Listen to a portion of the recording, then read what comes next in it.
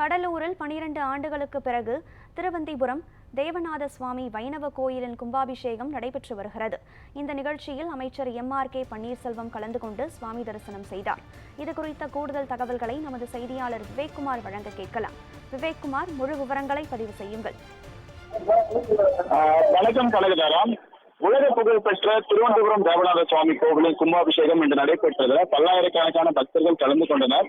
திருவனந்தபுரம் தேவநாத சுவாமி கோவில் 108 வைணவ தலங்கள்ல முதன்மை பெற்றதாக விளங்குகிறது. அது மட்டுமன்றி நடுநாட்டு திருப்பதிகளை ஒன்றான இக்கோவில்ல 12 ஆண்டுகளுக்கு பிறகு திருப்பதிகள் மேற்கொள்ளப்பட்டு கும்பாபிஷேகம் என்று கோலாகலமாக நடைபெற்றது. கும்பாபிஷேகத்திற்கு முன்னதாக கடந்த 29ஆம் தேதி கோவில் வளாகத்துல யாகசாலை பூஜை தொடங்கி நடைபெற்ற நிலையில நேற்று அத்திவராய ஹோமம், மகா சாத்து திருமஞ்சனம், பூர்ணாகுதி போன்ற பல்வேறு யாகசாலை பூஜைகள் நடைபெற்றன. தொடர்ந்து தேவநாத சுவாமி, தாயார், தேசிகர் உற்சவர்களுக்கு சிறப்பு திருமஞ்சனம் நடைபெற்றது.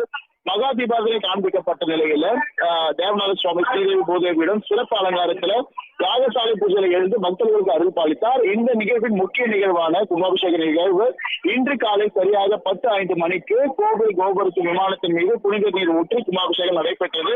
இதனைத் தொடர்ந்து வேத திவ்ய பிரபந்தம் சாத்துற முறையும் அதே போல பிரம்மகோஷம் நடைபெற்று பொதுமக்கள் சுவாமி தரிசனுக்கு அனுப்பி வைக்கப்பட்டனர். இந்த உலக புகழ்பெற்ற ஆலயமாக விளங்கக்கூடிய இந்த திருவனந்தபுரம் தேவநாத சுவாமி கோவில்ல இந்த கும்பாபிஷேகத்தை ஒட்டி உள்ளூர் மற்றும் வெளியூர்களிலிருந்து கிட்டத்தட்ட பல்லாயிரக்கணக்கான பக்தர்கள் கலந்து கொண்டு சுவாமி தரிசனம் செய்தனர். தொடர்ந்து இந்த ஆலயத்தில் கும்பாபிஷேக நிகழ்வுல வேளாண் மற்றும் உழவு நலத்துறை அமைச்சர் MRK பன்னீர்செல்வம், அதே போன்று கடலூர் மாவட்ட ஆட்சியர் ஆதித்ய செந்தில்குமார் உள்ளிட்டோரும் கலந்து கொண்டு தரிசனம் செய்தனர். மேலும் அதற்கான ஏற்பாடுகள்ல கிட்டத்தட்ட 1000க்கும் மேற்பட்ட போலீசார், SP ஜெயக்குமார் தலைமையில இந்த பகுதியில பாதுகாப்பு பணியில் ஈடுபட்டு அதுக்கான ஏற்பாடுகளும் செய்யப்பட்டு இந்த கும்பாபிஷேக விழா கோலாகலமாக நடைபெற்றது. கணேசா,